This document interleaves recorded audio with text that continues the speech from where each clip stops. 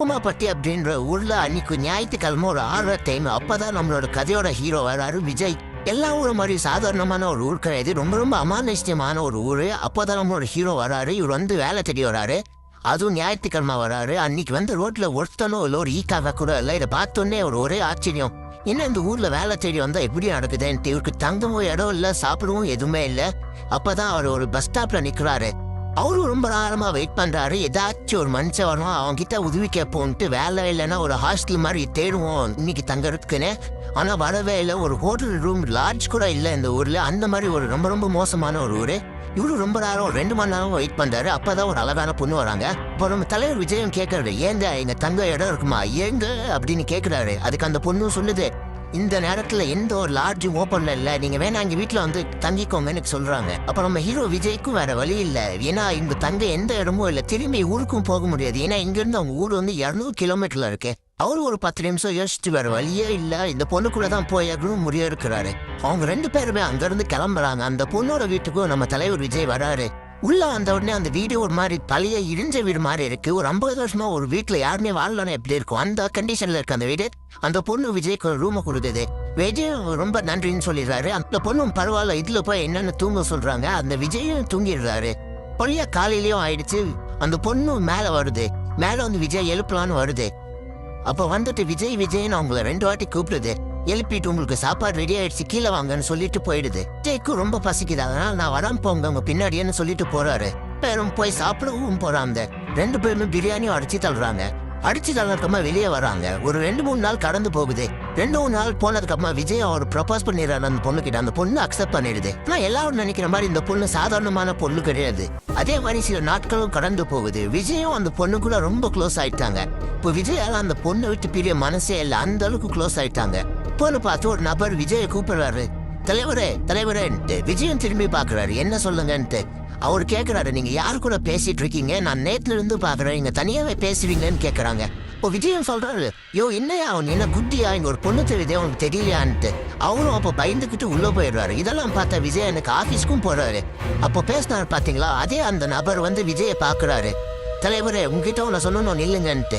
தலைவரை நீங்க இருக்கிற வீட்டுல ஒரு பொண்ணு இருக்குதான சொன்னீங்க பாத்தீங்களா, அது வந்து 9 வருஷத்துக்கு முன்னாடி இறந்துட்டாங்க. நான் சின்ன வயசுல எங்க அப்பா அம்மா அவங்கள பத்தி சொல்லியிருக்காங்க. அவங்க வந்து தூக்கு போட்டுதான் இறந்தாங்களாமா. நீங்க பார்த்தது கூட அதோட ஆவியா இருக்கலாம் தலைவரை, முதல்ல அந்த வீட்டை விட்டு காலி பண்ணிடுங்கன்னு சொல்றாங்க. விஜய் நீ என்னையா போய் சொல்றேன்னு சொல்றாரு.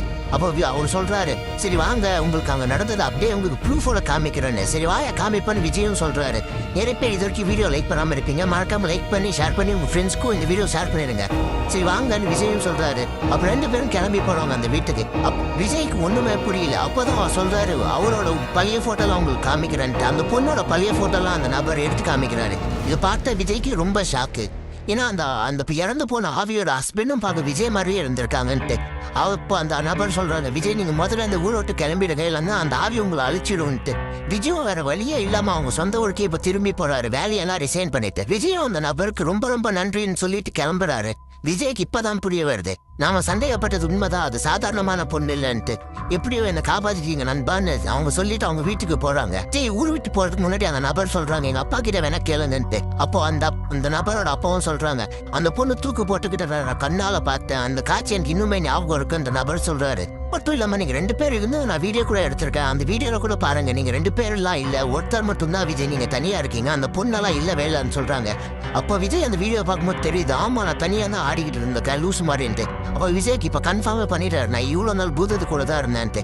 அந்த நபருக்கும் அந்த பிள்ளைக்கும் நன்றி சொல்லிட்டு விஜய் இந்த ஊரை விட்டு கிளம்பலான்னு முடிவு எடுக்கிறாரு. ரொம்ப நன்றி நண்பா, இந்த உதவியை நான் மறக்கவே மாட்டேன்னு விஜய் சொல்லிட்டு போறாரு. இப்போ ஃப்ரெண்டு அவங்கள வந்து விஜய் அவங்க வீட்டுல டிராப் பண்ணிடுறாங்க. விஜய் ரொம்ப நன்றி நண்பா, நீங்க பத்திரமா போயிட்டு வாங்கன்னு சொல்றாங்க. அந்த நபரும் கிளம்பிடுறாரு. 6 மாசம் ஆகுது விஜய் அந்த ஊரை விட்டு வந்து.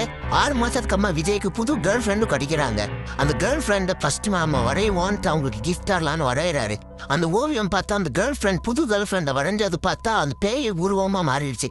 நடந்ததெல்லாம் போய் உங்க கேர்ள் ஃப்ரெண்ட் கிட்ட சொல்லலான்னு போய் சொல்றாரு. அவர் கேர்ள் ஃப்ரெண்டு சிரிச்சுக்கிட்டே சொல்றாங்க, இதெல்லாம் உங்க பிரம்மையா இருக்கலாங்க, நீங்களாம் இதை சீரியஸா எடுத்துக்காதீங்க, சில டைம் எனக்கே எப்படிதான் அவங்க சமாதானப்படுத்துறாரு. என்னதான் இருந்தாலும் விஜய்க்கு நடக்கிறதுலாம் ரொம்ப ரொம்ப அமானுஷ்யமா தெரியுது. ஒருவேளை அந்த பேய் நம்மளை தேடி வந்துருச்சான்னு விஜய் யோசிக்கிறாரு. அன்னைக்கு சாயங்காலமே விஜய் அவரோட ஆபீஸ் ஒர்க்க பார்க்கும்போது ஏதோ ஒரு குரல் கேக்குது. அவர் பெட்ரூம்ல போய் பார்த்தா யாருமே இல்ல. சரி, விஜய் அந்த பேய் கூட நடந்ததெல்லாம் யோசிச்சு பாக்குறாரு. யோசிச்சு பார்க்கும்போது மேல ஏதோ சத்தம் வருது, சிரிக்கிற சத்தம். இன்னும் நம்ம கேர்ள் ஃப்ரெண்டா தான் இருக்குன்னு போய் விஜய் பார்க்கலான்னு முடிவு எடுக்கிறாரு. விஜய் கொஞ்சம் பயமா தான் இருக்கு. அது போய் பார்த்தா அந்த பேய் தாங்க. அங்க பார்த்தும் பாத்தீங்களா, அதே பேய் விஜய் தேடி வந்திருக்கு. உன்னை நான் விட மாட்டேன், ஏன் என்னை விட்டு போனேன்னு சொல்லுது. அந்த விஜய் சொல்றாரு, இல்லங்க நீங்க இறந்து 9 வருஷம் ஆகுது, நீங்க என்ன தப்பா புரிஞ்சுக்கிட்டீங்க, உங்க ஹஸ்பண்ட் மாறி இருக்கன்றதுனால என்னை விட்டுருங்கன்னு விஜய் கேட்கிறாரு. அப்ப பார்த்த விஜய் அம்மான்னு கட்டுறாரு, கத்திக்கிட்டே எழுறாரு.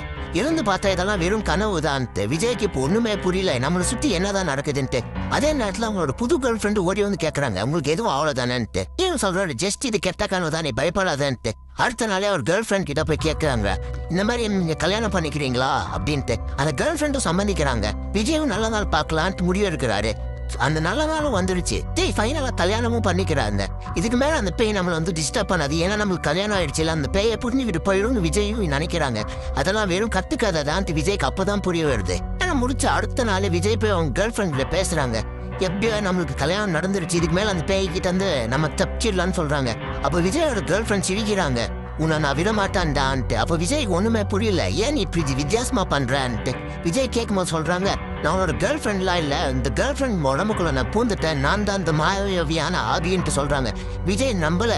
கடைசியில பார்த்தா உண்மை, விஜயோட பொண்டாட்டி உடம்புல இருக்கிறது அந்த கேர்ள் ஃப்ரெண்ட் ஆவிதான். விஜயும் அந்த ஆவிக்கிட்ட மாட்டிக்கிட்டாரு. விஜய் அந்த ஆவிக்கிட்ட தப்பிக்கணுமா இல்ல இந்த சீரீஸை இதோட முடிச்சிக்கலாமான்றதை நீங்க தான் சொல்ல போறீங்க. கமெண்ட்ல மறக்காம சொல்லுங்க. உங்களுக்கு இதோட நெக்ஸ்ட் பார்ட் வேணும்னு நினைச்சீங்கன்னா விஜய் கம்பேக்னு போடுங்க. அது பார்த்துட்டு நான் போடலாமா வேணாமான்றது யோசிக்கிறேன், ஏன்னா இது வந்து ரொம்ப ரொம்ப பெரிய சீரீஸ். ஸோ நீங்க தர சப்போர்ட்டை பொறுத்து தான். இந்த வீடியோ உங்களுக்கு பிடிச்சிச்சுன்னா மறக்காம எல்லா ஃப்ரெண்ட்ஸுக்கும் ஷேர் அண்ட் சப்ஸ்கிரைப் பண்ணிக்கோங்க.